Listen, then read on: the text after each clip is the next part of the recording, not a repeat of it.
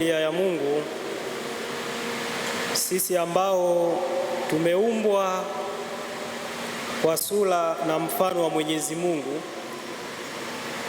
na tukajaliwa zawadi kubwa hii ya uhai, zawadi kubwa hii ya maisha, ambapo hakuna hata mmoja kati yetu hapa ambaye aliomba kuumbwa. Hakuna hata mmoja hapa kati yetu alifanya mawasiliano na Mungu kwamba Mungu, mimi naomba uniumbe, ambao uniweke Tanzania, uniweke Marekani, kokote. Tumejikuta tumepokea zawadi hii ya maisha kwa huruma ya Mwenyezi Mungu, kwa upendo wa Mwenyezi Mungu, na tukiwa kama mawakili wa zawadi hiyo ya maisha, hatuna budi kuendelea kuunganika na yule aliyetuumba. Hatuna budi kuendelea kushikamana naye katika kutenda yanayompasa yeye. Hatuna budi kutunza hii zawadi ya uhai. Sisi ni mawakili tu wa uhai wa haya maisha, yeye aliyetuumba muda wowote, saa yoyote anayoipenda yeye anachukua pumzi yake. Ndio maana tunasali Bwana ametoa, Bwana ametwaa, jina la Bwana. Hayo ni mapenzi ya Mwenyezi Mungu, sio mapenzi yetu sisi wanadamu. Sasa sisi ambao tupo katika uso wa dunia, tupo katika uso wa ulimwengu, tumeumbwa kwa tabia tofauti tofauti, tumeumbwa na sifa tofauti tofauti, mitazamo tofauti tofauti. Hatuwezi kufanana hata katika familia. Baba hawezi kufanana na mama, mume hawezi kufanana na mke wake. Kuta wamefanana, basi ni upendo mkubwa wa Mwenyezi Mungu. Au kadiri wanavyosema, kadiri wanavyoendelea kuishi wanafanana tabia, lakini wanachukuana hata sura, na pengine anasema kama akikupenda zaidi anaweza kukuzaa tena wewe. Ni upendo tu wa Mwenyezi Mungu, hawezi kufanana. Kumbe katika tofauti zao, katika kuchukuliana kwao, ndipo wanapokeana, ndipo wanapata kuishi katika utofauti wao, wanakamilishana katika udhaifu wao. Hata watoto ambao Mungu amekujalia hawawezi kufanana tabia. Wa kwanza atakuwa na tabia yake, wa pili atakuwa na tabia yake, wa tatu atakuwa na tabia yake, pengine kama wapo idadi hiyo. Ukikuta wamefanana tabia wote, basi ni jambo la kumshukuru Mungu, na pia ni jambo la kujiuliza. Sisi ambao tunaishi katika huu uso wa dunia tunatofautiana, na katika kutofautiana tabia, wakati mwingine tunakuta tunakoseana, tunakwazana, tunagombana, tunakorofishana, ambao tuko katika ulimwengu huu. Kiona basi wewe sio sifa tuseme kwamba wewe ni mkamilifu, kwamba hautotofautiana na mtu, utakuwa unapokea mawazo ya watu. Kuna wakati wewe kama mwanadamu, kuna mambo fulani katika familia yako, katika ofisi yako, itakuwa kama havistiki katika akili yako, haviingii vizuri. Kwa hiyo unaweza ukapokea kwa maana hiyo, unaweza ukachukulia kwa upendo, lakini kimsingi haujapokea moyoni, kimsingi limekukwaza hilo jambo. Watu ambao tunasema wagombani, watu ambao tunasema hawakwazani, ni wale ambao kimsingi wamelala Kinondoni, wamelala kule Kisutu, Pugu, Msimbazi. Wale hawezi wakagombana wakasema kwamba mimi mpaka wangu unaanzia hapa unaishia hapa. Wale wameshamaliza safari ya maisha hapa duniani, hawezi wakagombana. Lakini sisi ambao tupo hapa ulimwenguni tutatofautiana. Katika utofauti huo, ndugu zangu wapendwa, ndipo unapotambua sifa ya mtu. ndipo unapotambua tabia ya mtu. Kama mtu ana moyo wa kuachilia mapema na kupokea, utamgundua hapo. Kama mtu wa kulipiza visasi, wa kulipiza kisasi, ndipo utakapomgundua. Lakini kuna mwingine akiwa amejaa na upendo huo, atasema tu basi mimi nakuhurumia. Au wengine wanaweza kashuhudia wakasema yule baba ana moyo wa huruma, ama yule mama ana moyo wa huruma. Mmoja amekosewa, amekwazwa katika maisha, katika moyo wake, lakini akisukumwa na upendo wa Mungu, huruma hiyo ambayo imejaliwa na Mwenyezi Mungu inajidhihirisha katika maisha yake na inajidhihirisha kwa wengine. Lakini pia pasipo hata kukwazwa na mtu, Mungu anaweza kukuumba hivyo na hiyo sifa na hiyo kariba ya kuwa na moyo wa huruma. Sema kwamba yule kijana ana moyo wa huruma, kwa sababu utaona tu kuna mtu ambaye anaishi maisha yake ambaye humfahamu, unakutana naye tu kwenye usafiri, lakini kuna muda tu utasema ninamhurumia sana yule kijana kwa staili ya maisha anayoyaishi, kwa mwenendo wa maisha yake, ninamhurumia sana. Tunakutana na mazingira hayo, ndugu zangu wapendwa, tunakutana nayo bila shaka, sio? Ninamhurumia sana. Umfahamu, pengine unamfahamu, pengine haumfahamu. Ninamhurumia sana yule baba na familia yake, ninamhurumia sana yule mama, ninamhurumia sana yule kijana. Ule umri alipaswa akonsentrate zaidi katika masomo, lakini unaona yuko bize na maisha ya kiulimwengu. Unajikuta tunasema ninamhurumia. Kwa mwanadamu huruma hiyo, ndugu zangu wapendwa, inaweza ikaisha, lakini kwa Mwenyezi Mungu ni tofauti. Huyo ni mwanadamu, lakini tunapoifafanua na kuielezea huruma ya Mungu, tunasema huruma ya Mungu daima ni ya milele, ama Mungu ndiyo huruma yenyewe. Sisi kama wanadamu ambao tumeumbwa tukiwa na hali ya udhaifu tangu anguko la kwanza la wazazi wetu katika bustani ya Edeni, tumerithi dhambi asili, na kwa sakramenti ya ubatizo tunasafishwa, lakini bado tuna yale maelekeo ya kudondoka katika dhambi. Katika hali hiyo ya udhaifu wetu wa kibinadamu, Mwenyezi Mungu anaendelea kutuhurumia. Mwenyezi Mungu anaendelea kutupokea sisi watoto wake aliyetuumba kwa sura na mfano wake.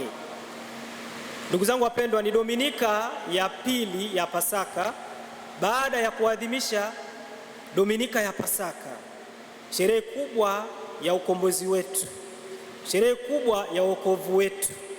Dominika ya pili ya Pasaka inafahamika na inatambulikana kama Dominika ya huruma ya Mungu, Divine Mercy Sunday, Dominika nyeupe. Na Kristo mwenyewe alimtokea Mtakatifu Faustina Kowalska akimtaka aiadhimishe huruma ya Mungu katika maisha yake, aitangaze huruma ya Mungu kwa watu wote. Na Baba Mtakatifu Yohane Paulo wa pili mwaka 2002 aliinua ibada hiyo ya huruma ya Mungu, kwamba ulimwengu wote sasa kila Dominika ya pili ya Pasaka uadhimishe huruma ya Mungu. Kila Dominika ya pili ya Pasaka kila Mkristo mbatizwa atambue ukuu wa sakramenti ya kitubio katika maisha yake. Na katika Dominika hii, ndugu zangu wapendwa, Dominika ya huruma ya Mungu, kanisa linatufundisha tunapata rehema kamili, indulgences. Tunapata rehema kamili, na kupata rehema kamili katika Dominika hii ya huruma ya Mungu tunaalikwa kufanya mambo yafuatayo. Jambo la kwanza, kuijongea sakramenti ya kitubio. Jambo la pili, kupokea sakramenti ya Ekaristi katika moyo safi, katika hali inayostahili. Lakini pia kuiadhimisha huruma ya Mungu. Leo tunaiadhimisha huruma ya Mungu.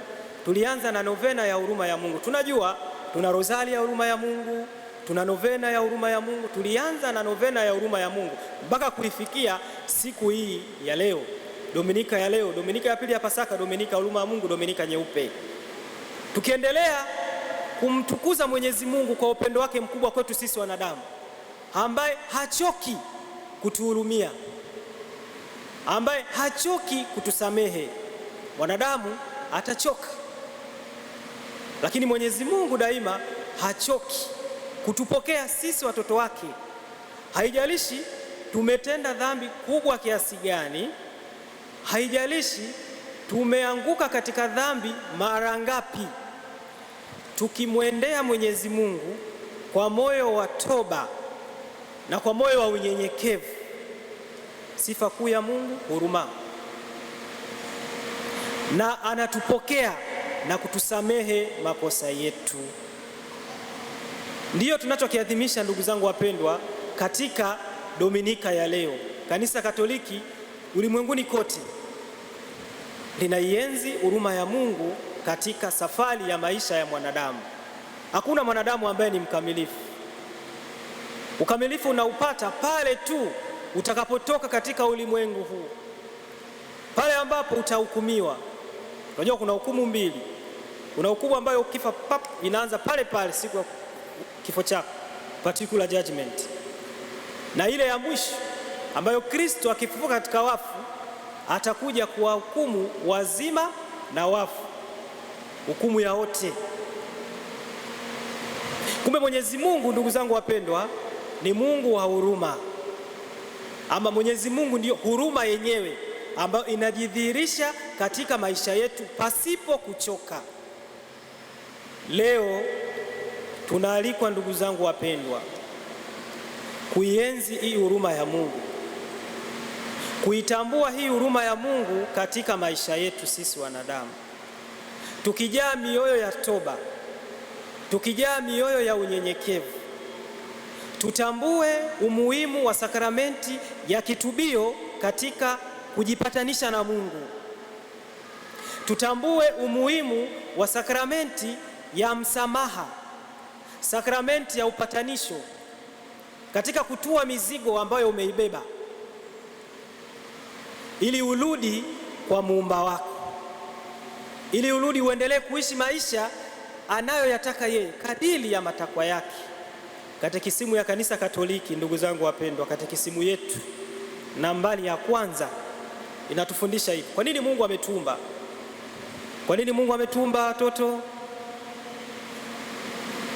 Kwa nini Mungu ametuumba wote kwa pamoja?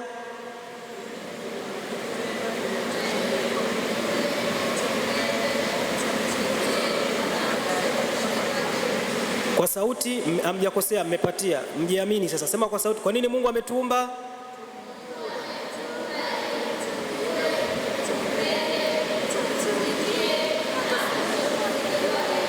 Hilo ndio lengo la Mwenyezi Mungu, ndugu zangu wapendwa, kumuumba mwanadamu, amjue, amtumikie, ampende, lakini mwisho katika utimilifu wake waweze kukutana face to face, waweze kukutana uso kwa uso. Hilo ndio lengo la Mwenyezi Mungu.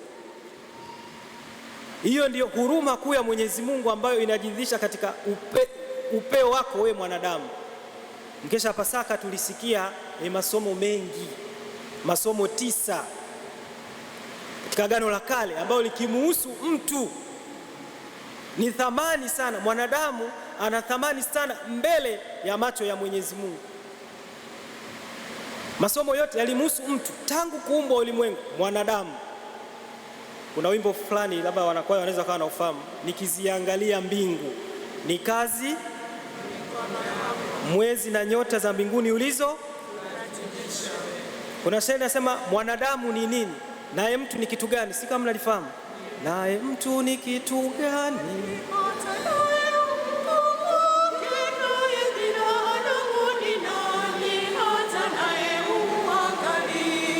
Asante. Ndugu zangu wapendwa, tuna thamani kubwa sana mbele ya Mwenyezi Mungu. Na thamani hiyo kwetu sisi kwa Mwenyezi Mungu inajidhihirisha na kujifunua katika masakramenti. Kwa sakramenti ya ubatizo tunafanywa kuwa wanawake, sio wanawake, wanawake, wana wa Mungu. Kwa sakramenti ya ubatizo tunafanywa kuwa watoto wa kanisa, wana wa kanisa.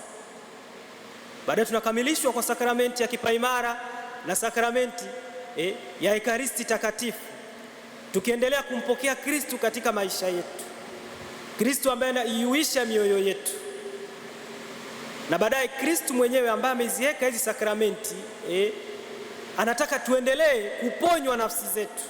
Sakramenti ya mpako mtakatifu wa wagonjwa inatuponya, sakramenti ya kitubio inatuponya, inaponya nafsi zetu sisi wanadamu.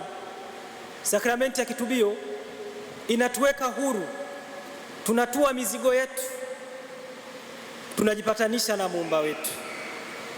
Familia ya Mungu, sisi ambao tumejaliwa ama tunaishi imani ya kanisa, hatuna budi kuyatafakari maisha yetu ya kiimani.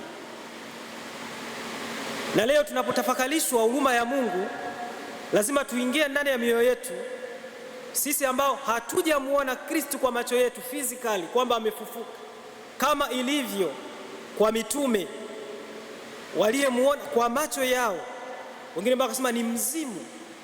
Maria Magdalena alipoenda kabulini alijua kwamba ni mtunza bustani. Petro na Yohane walipokuwa wakivua samaki walijua tu ni mvuvi mwenzao anavua ufuoni. Kristo anajidhihirisha kwa macho ya wanamuona. Sisi ambao hatujabahatika kumuona katika maisha yetu kwa macho physically, tunaalikwa ndugu zangu wapendwa kusadiki kama alivyosadiki Tomaso. Tomaso ambaye mwanzoni alisema mimi nisipo muona kwa macho yangu, nisipotia kidole changu katika makovu yake sitosadiki. Hii haimaanishi kwamba hakuwa na imani, ila ni huruma ya Mungu na imani inayojidhihirisha katika maisha yake. Tumwombe Mungu ndugu zangu wapendwa, katika Dominika hii, Dominika ya huruma ya Mungu, tuingie katika mioyo yetu, tutafakari imani yetu. Kristo aliyefufuka tunayadhimisha katika kipindi cha Pasaka, huruma ya Mungu. Tuone upendo wa Mungu kwetu sisi wanadamu, ambapo Kristo amefufuka na sasa yupo katikati yetu na tunayadhimisha huruma yake. Kristo mfufuka, tunakutana na huruma ya Mungu, baraka za Kristo mfufuka na huruma ya Mungu katika maisha yetu. Ni huruma kubwa na upendo mkubwa wa Mwenyezi Mungu kwetu sisi wanadamu. Tutafakari maisha yetu ya kiimani, tutafakari mienendo yetu katika kupokea sakramenti, hasa sakramenti ya kitubio. Kuna watu wameshajifungia masakramenti, apokee Ekaristi, aungami, kwa sababu tu ya kuchagua mienendo ambayo kanisa na maandiko matakatifu limekataza. Tunajua wazi ukiishi na mtu pasipo sakramenti ya ndoa, manake umejifungia masakramenti. Hauwezi kupokea Ekaristi Takatifu, hauwezi kupokea sakramenti ya upatanisho.